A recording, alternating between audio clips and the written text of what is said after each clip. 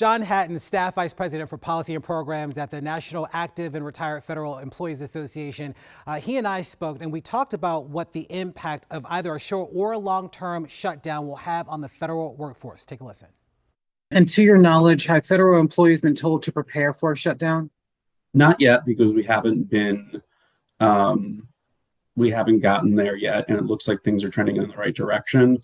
But I would expect that to happen maybe sometime tomorrow. With that, let's go to Randy Hildreth back in the newsroom for us. Randy, a lot for us to process as we get ready for Monday, and we will see what the negotiations will look like in the House. But if they were anything like what we saw in the Senate, we know that this debate is far from over. Right. And some people may be asking themselves, OK, what is next? We know we have to get to Monday. I want to break down the immediate next steps. One, we know that we are in a partial government shutdown. The Senate leaders voted before 7 p.m. last night Eastern time on funding some government agencies like Transportation Department, the Labor Department.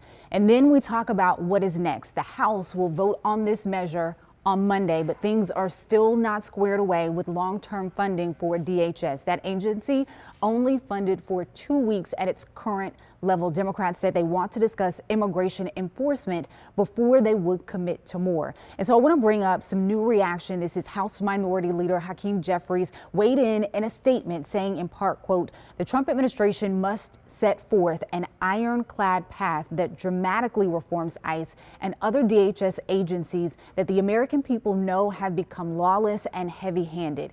It is in the best interest of the country that this is done before the Congress reconvenes on Monday evening and legislation is brought to the House floor.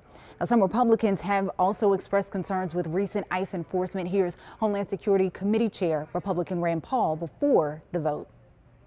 I think with regard to the main issue at hand that sort of led to this, I think the last couple of days have been an improvement. I think rhetoric has been dialed down a little bit in Minnesota. I think Homan's comments about that the agents are expected to behave, they're expected to obey rules, and that maybe we're not going to have agents doing crowd control and have 15 agents in the street. That never made any sense why we were doing that.